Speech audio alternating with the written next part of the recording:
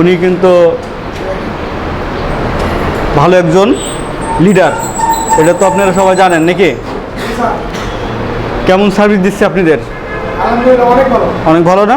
ইনশাল্লাহ আরও ভালো সার্ভিস পাবেন, কিন্তু আপনাদের ওরকম মানসিকতা থাকতে হবে যে আমি কিছু নেবো স্যারের কাছ থেকে। স্যারের কাছে নিতে হলে স্যারের কাছে কিছু দিতে হবে। এটাই তো গিভ অ্যান্ড টেকের পৃথিবীতে মানুষ আসছে, আল্লাহ পাক পাঠাইছে কিন্তু যাও আমার ইবাদত করো। এখানে আল্লাহ পাকের স্বার্থ আছে না? তা আসলে আমরা কি সেটা মনে রাখছি? মনে রাখি না, আমরা আমাদের কাজে ব্যস্ত আছি। তো মানুষ, আপনি ভালো রাস্তা যখন দেখাবেন সে একটু ঘুরে দাঁড়াবে, তাই না? মনে ওর কোনো স্বার্থ আছে। স্বার্থ কার নাই?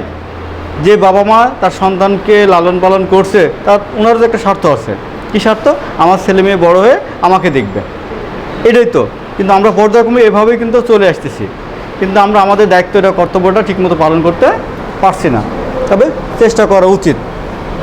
আপনি এখানে একটা সঞ্চয় করছেন, দেখেন তো এই সঞ্চয়টা কি কারো লস আছে? কারো কোনো লস আছে? লস থাকলে বলেন। তাহলে আমি যে সঞ্চয় করছি, এই সঞ্চয় আমার লাভ আছে, আমার ফ্যামিলি একটা আর্থিক সাপোর্ট পাচ্ছে, আমি বিপদ আপদ পড়লে মেডিকেলে একটা সাপোর্ট পাচ্ছি, আল্লাহ না করে মারা গেলে তাও আমার ফ্যামিলি একটা সাপোর্ট পাচ্ছে, পূর্ণাঙ্গভাবে আমার লস নাই। এখন দেখেন আমাকে যে এই সঞ্চয়টা করা হয়েছে তারও লাভ আছে, ইভেন কোম্পানিরও লাভ আছে। তো লস যেহেতু কারো নাই, তাহলে আমাদের সবার সহযোগিতা করা উচিত, উচিত না? আজকে দেখেন আপনার দাঁড়ান তো বা একটু, আপনার তো দীর্ঘদিন এখানে আসছেন, আর ছেলে মেয়ে কজন আপনার? এখনো হয় নাই, আপকামিং। যাই হোক, যেহেতু সামনে হবে এরকম একটা পরিকল্পনা এখন নিয়ে রাখেন যে আমি একটা গাছ লাগাইলাম, এই গাছটা আমার একটা সাপোর্ট দিবে। এখন আপনি যদি একসাথে দুইটা সন্তান হয়, তাহলে কি দুটো লালন পালন করবেন না? অবশ্যই। নাকি একটা বলবেন আমার একটা দরকার? করতে হবে। তাহলে আপনি সেই সাথে যদি আপনি মনে করেন এই যে আমার একটা সন্তান আসছে, সেই সাথে এই সন্তানের পিছনে কি মাসে 2000 টাকা খরচ আছে না? তারও বেশি আছে, কমাই ধরলাম, তার অর্ধেকটা আপনি একটা সঞ্চয় করবেন। এখন দেখেন এখানে একটা সঞ্চয় করছেন, এটা কিন্তু আপনার দাঁড়ায় যাচ্ছে, ওই সন্তানটাও কিন্তু আস্তে আস্তে বড় হয়ে যাচ্ছে। এই সন্তানটা যখন আপনার 15 বছর বা 18 বছর হবে, তখন কি চিন্তা করবেন না যে এই সন্তানদের আমার টাকা দরকার? তখন যদি আমি কোনো একটা সঞ্চয় করে রাখি, তাহলে আমার সেই টেনশনটা হবে না। সেই টেনশনটা হবে না। যদি আমি না করে থাকি, হ্যাঁ, অবশ্যই আমার এই টেনশন। আপনি এখন জব করতেছেন কোথায়? আমি এখন জব করতেছি খানে। এখন তাহলে আপনি সঞ্চয় নাই, কিছু নাই, আপনি সন্তানকে লেখাপড়া করাতে পারতেছেন না, তখন সিদ্ধান্ত কি নেবেন? বাবা আমি যা শিখছি এখানেই তুমি ভর্তি হয়ে যাও, এটা তো নাকি নিয়ম? মন খারাপ করার কিছু নেই। আমার পকেটে যে টাকা আছে সেটার উপর নির্ভর করবে যে আমি মাছের বাজারে যাব, নাকি মাংসের বাজারে যাব, নাকি সবজির বাজার থেকে ফেরত আসবো। তদ্রূপ এখন বর্তমান যে জামানা, তাতে সরকার চাকরি নিতে গেলেও 10 থেকে 15 লক্ষ টাকা খরচ আছে। আপনার কাছে যদি 10 লাখ টাকা থাকে, তাহলে আর 5 লাখ টাকা সংগ্রহ করা কোনো ব্যাপার না, আপনি পাবেন। আপনার কাছে যদি একেবারেই না থাকে, আপনি কি সম্ভব না। দেখ বসেন। তাহলে দেখেন আমাদের সবাই কিন্তু সন্তানের চিন্তা ভাবনা করি, ইভেন আমারও হচ্ছে, আমারও সঞ্চয় হচ্ছে, আমার সন্তানেরও হচ্ছে, একটা শক্তি আমার এটা আছে। তাহলে আমার যদি করা দরকার, সঞ্চয় করা দরকার। এখন দেখেন তো আসলেই মনে করেন যে আজকে আমি রাস্তায় বের হয়েছি, হঠাৎ যদি সবাই কথা বলছে, তারপর আমি আমার মতো করে বলতেছি, আমি হঠাৎ একটা অ্যাক্সিডেন্ট হলো, আমার 50,000 টাকার দরকার। আপনি চাইলে কেউ 50,000 দিবে? আর ওই 50,000 কি আপনি রেডি আছে?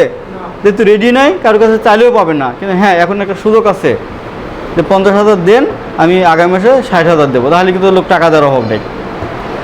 আমাদের এই মানে পারিপার্শ্বিক সমস্যাটা কিন্তু দাঁড়ায় গেছে। এটা স্বার্থ, যে প্রথমেই বললাম যে স্বার্থ ছাড়া কেউ কিন্তু আগাবে না। টাকা আছে, আপনি চাইলে আপনি 50,000 দিবে না, আপনি বিপদে পড়ছেন, দেখি কিন্তু তাকাবে না। কারণ কি? তার স্বার্থ নেই। তখন আপনি স্বার্থ দেখাবেন যে ভাই দেন, 10,000 টাকা দিচ্ছি, তাহলে কিন্তু আপনি টাকা পাচ্ছেন। তদ্রূপ স্বার্থ।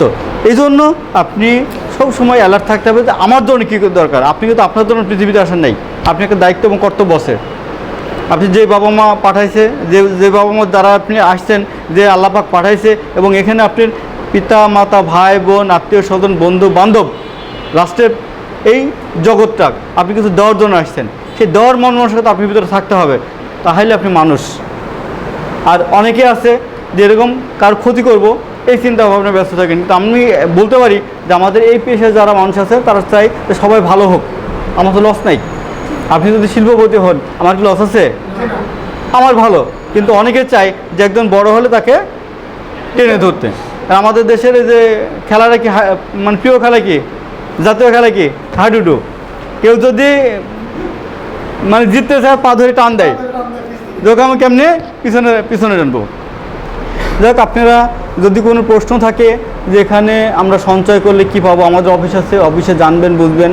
তারপরে এখানে এই যে এখন আমরা কিন্তু বাহিরের সার্ভিসটা দিচ্ছি। আগে কিন্তু মেডিকেলে ভর্তি হলে সার্ভিস পাইছেন, অসুখ বিসুখ হলে সার্ভিস পাইছেন, এখন কিন্তু আপনি ডাক্তার দেখাবেন তাও কিন্তু আমরা বিল দিচ্ছি। এটা বাংলাদেশে মাত্র বেঙ্গল লাইফ ইন্স্যুরেন্স কোম্পানি, অন্য কোনো কোম্পানি নাই। এটা আমি চ্যালেঞ্জ করে বলতে পারি। আপনি ঘাটাঘাটি করেন যে আউটডোরে আপনি ডাক্তার দেখাবেন, আপনি সেই বিল পাবেন, মেডিসিন নেবেন সেই বিল পাবেন, এটা কিন্তু একমাত্র বেঙ্গল লাইফেই সম্ভব, অন্য কোনো কোম্পানি তো নাই। যেহেতু নাই, তাহলে আমাদের আরেকটু জেনে বুঝে সঞ্চয় করাটাই আমাদের জন্য ভালো, তাই না? হ্যাঁ, আমাদের কিন্তু 24 আওয়ার কিন্তু আমাদের সার্ভিস আছে। আপনি ওই ফোন নম্বরে ফোন দেবেন, আপনি খোঁজ খবর একজন MBBS ডাক্তার আপনাদের সার্ভিস দেওয়ার জন্য। তাহলে আপনি একজন ডাক্তারের কাছে সার্ভিস নিতে গেলে তো 500-1000 টাকা ভিজিট লাগে, আপনি হ্যাঁ সেটা আপনি ফ্রি পাচ্ছেন এখানে, তাই না? তাহলে এর চেয়ে কী সুযোগ সুবিধা আমরা আপনার জন্য দিতে পারি। আমরা আরও চেষ্টা করতেছি আপনাদের কেমনি সেবা ভালো দেওয়া যায় সেই লক্ষ্যে আমরা পৌঁছানোর জন্য। তো সবাই ভালো থাকবেন, দোয়া করি। আর আমাদের এখানে সঞ্চয় করার চেষ্টা করুন, একে অপরকে বোঝার চেষ্টা করুন। আমরা সবাইকে সহযোগিতা করে উপরে উঠতে চাই। ধন্যবাদ সবাইকে। আসসালামু আলাইকুম রহমতুল্লাহ।